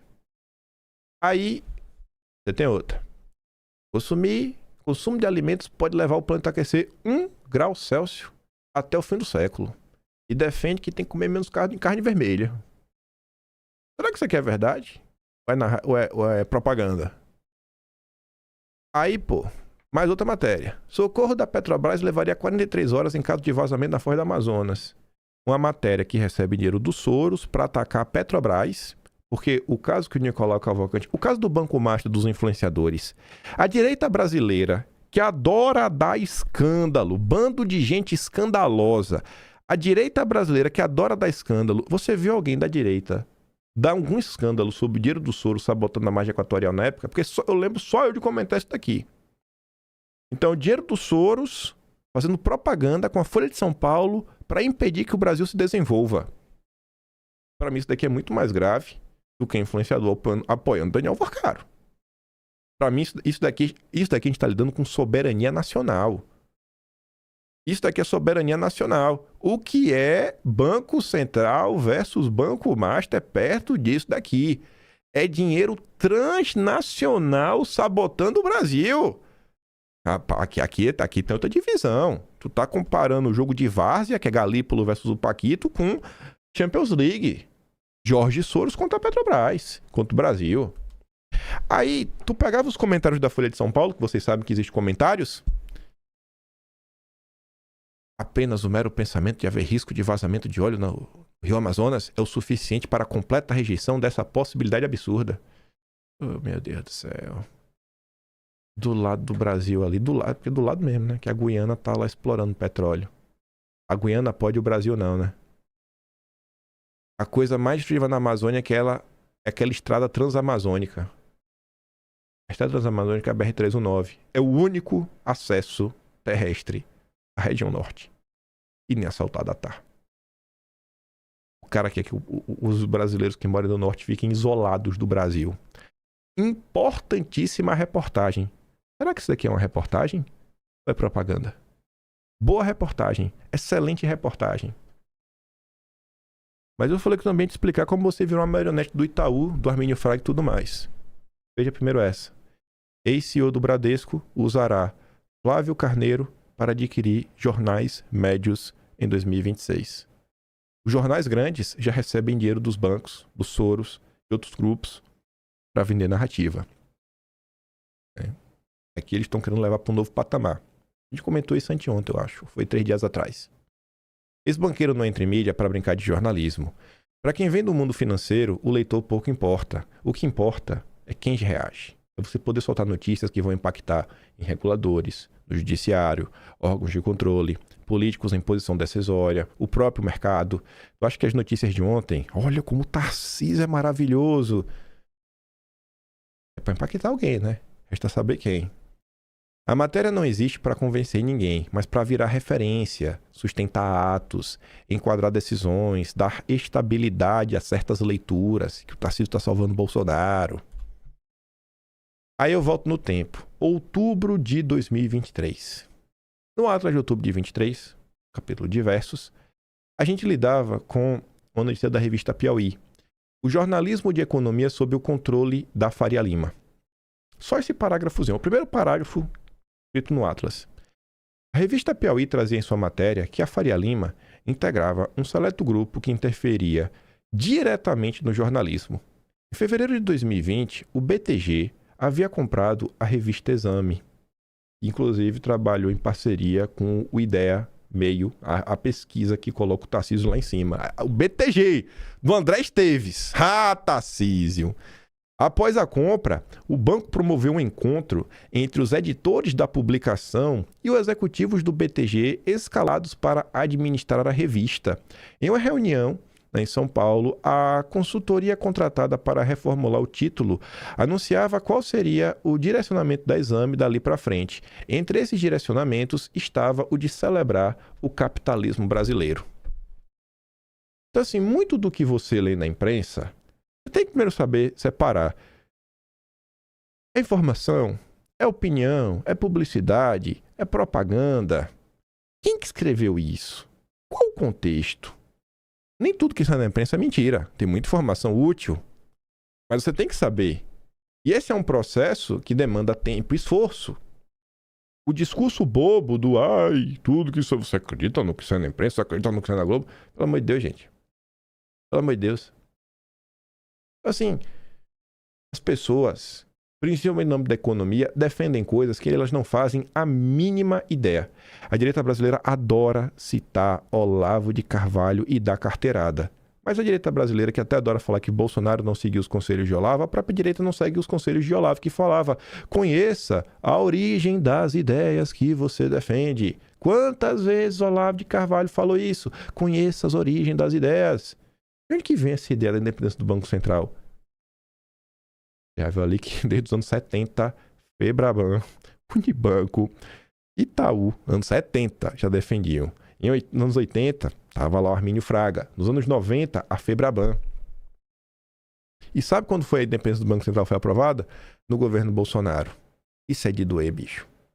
E isso corrobora o que eu falei para vocês, que hoje eu olho para trás, não para jogar pedra, mas numa autocrítica, para tentar consertar e ser melhor do que antes, que eu digo, Bolsonaro começou um processo de sequestro do governo Bolsonaro já em 2018, principalmente na pauta econômica. Olha quem estava no Tesouro no governo Bolsonaro, o Mansueto, saiu de onde para onde? Ele saiu no meio do governo para ir pro BTG. Outra figura de peso que dava entrevista direto, o Mickey Mouse, foi para onde? Pro BTG. Aí veio o Fábio Faria, foi para onde? Pro BTG. Aí o Montesano, ex-BTG. Não pode ser coincidência isso, né? Deve ter uma coisa errada. Deve ter uma coisa errada. Isso não é aleatório, gente. Vai olhar para trás e querer tapar tudo o sol com a peneira, sabe? Somos perfeitos, nós não erramos. Nós não erramos nunca. Isso não me faz, sabe, perder nenhum apreço que eu tenho por nenhuma das pessoas que eu admiro. Pelo Jair, pelo Eduardo, pelo Flávio, pelo Carlos, pelo Mário Frias, por diversas pessoas. Sabe, nenhuma dessas pessoas. Falamos de 5 pessoas. O cara do Distrito Federal, Damares, Marcos Pereira, Michele e Tarcísio. Os 5 apareceram na imprensa. Pois eu sei de uma pessoa que falou com 4 ministros do Supremo, uma pessoa só. O Mário Frias também sabe, porque a gente conversou hoje de manhã, que era de noite para vocês. O Mário Frias sabe. Essa pessoa, inclusive, ainda falou com o Fux, e o Fux falou: olha, eu vou falar com o Gilmar Mendes porque o Alexandre de Moraes eu não falo. A gente conhece uma pessoa que falou com 4 ministros, não apareceu na imprensa. Não apareceu na imprensa. Sabe? Porque eu falei do Mário Ferreira, me vem isso aqui história na cabeça pra voltar no início. Então, pô, vamos amadurecer, gente. Vamos amadurecer, pô, vamos virar gente, sabe? Papo chato o tempo todo, sabe? Papinho, ai, vamos sim à direita, momento união, ai, você voltar com o Tarcísio, ai, sei o quê. Pronto, agora tem pessoa, tudo agora é incriticável, tem a lista. Quem que determina a lista do que pode e que não pode falar, do que pode e que não pode ser criticado? A minha lista de aceitação do debate público, que eu até aplico lá no chat da live lá no canal, é o seguinte, ó. Tu pode vir na live, tu pode me xingar minha mãe, xingar até quem tá na live, causar confusão. Mas quando a pessoa chega lá e defende a tortura contra Bolsonaro, defende perseguição, ou fala que Alexandre de Moraes está certo, aí é banido. Porque é a minha única regra. Você não pode apoiar perseguição. Se você não apoia perseguição, o resto a gente vai pro confronto de ideias. E a ideia que for melhor vence. E eu mostro aqui porque eu acho que as minhas ideias são melhores ou pelo menos menos erradas, né? Porque talvez nem minhas ideias são melhores, só as ideias que eu acho que são erradas. Você fala, você acha que é errado por causa disso, né? Não acho que Armínio Fraga, Febraban, Itaú, Nibanco, Fernando Henrique Cardoso, Edmar Baixa, não acho que essas pessoas estão certas. Mas as pessoas, elas estão constantemente sendo alvo de propaganda. Eu acho que isso vocês conseguem compreender muito bem, que a propaganda em questão da pauta de gênero, de meio ambiente, temas SG, essa daí é aberta, vocês conseguem perceber em filmes, novelas, né? Toda essa questão cultural, mas não só tem doutrinação disso, pessoal. Eu acho que é só isso que o pessoal está preocupado. Não dizem que é dinheiro que move o mundo? Não é o dinheiro que dita, né, as regras? Então, aplique tudo isso, a questão do dinheiro, pro cadeirudo. O candidato do sistema, que é o governador de São Paulo, o amiguinho dos bancos. É muito bonito a direita chegar e falar, né? A mulher de César não basta ser honesta, tem que parecer honesta. Para criticar Alexandre de Moraes. A mesma direita que também criticava o ex-ministro do Supremo, Luiz Roberto Barroso, porque o filho dele trabalhava no BTG. Mas o filho de Tarcísio também trabalha no BTG. E a direita não fala nada. Então, essa mesma parcialidade que a direita adora apontar o dedo, esse moralismo, isso agora eu até entendo, porque existe alguns debates de algumas pessoas mais antigas que falam, olha lá os udenistas. Porque o udenismo era isso, né? Esse embate moral, querem vender uma virtude que às vezes não tem. Olha lá, o filho do Barroso no BTG. É o do Tarcísio também. E aí? E aí? E aí, direita brasileira? Então, gente, vamos, sabe? Vamos dar um próximo passo, sabe? Um próximo passo. Olhar para a situação realmente para a gente construir algo melhor, mais coeso. Ontem... Foi anteontem, a gente postei lá no Telegram, porque a gente está montando algo mais estruturado, mas já está publicado lá, muito bem feito, assim, visualmente falando, tá? Tipo assim, uma revista mesmo. Esboços de um projeto nacional. O turma lá do Quinto fez, tá bem arrumadinho. Tá lá o PDF lá, o link tá aqui na descrição, tu não precisa nem inscrever no meu canal. Só tu clicar no link aqui, tu clica, pelo próprio Google Chrome tu acessa, pelo Google Chrome. Tu não precisa nem baixar o aplicativo, tu baixa ali. Tu dá uma lida no PDF, sabe? Dá uma lida, assim, umas coisas interessantes. Pra tu pensar em coisas que não se discute no dia a dia. Dá uma lida lá, eu devo comentar em vídeo cedo ou tarde isso daí, destacando alguns pedaços, né? Coisas que a gente acha que é relevante. Mas, por hora é isso. Trouxe os meus fatos. No final do dia, vocês acreditam que vocês quiserem, né? Não posso mexer na mente de ninguém. Mas eu acho que, normalmente, o que tentam vender, e essa última narrativa aí, de querer culpar os filhos de Bolsonaro que são os errados, que não ajudam, que atrapalham, e são eles que podem pedir sair para domiciliar. Eu acho isso de uma safadagem, uma safadeza sem igual. Se, por algum acaso, esse vídeo chegar ao Eduardo, ao Flávio, ao Carlos, senhor, fiquem em paz. Tenho certeza que, senhor, se eu penso assim, tem muita gente no Brasil que também pensa como eu penso, sabe? E apoiar vocês, sigam firmes, sigam unidos. Eu celebrei muito a união de vocês três, principalmente naquele caso pós-Ceará, porque eu falei, cara, não é sobre o Ceará, é sobre essa confusão. A gente acaba sabendo muito mais coisas, né, do que sai na imprensa, né? Você acaba fazendo parte do debate público, então muita coisa chega até mim. Eu gostei muito de ver, sabe, a união dos três irmãos. Mantenham-se juntos e unidos nesse momento, mais do que nunca, enquanto Jair não tá de volta na pista, né, pra tocar o barco. Enquanto o capitão não tá de volta. Fico por aqui.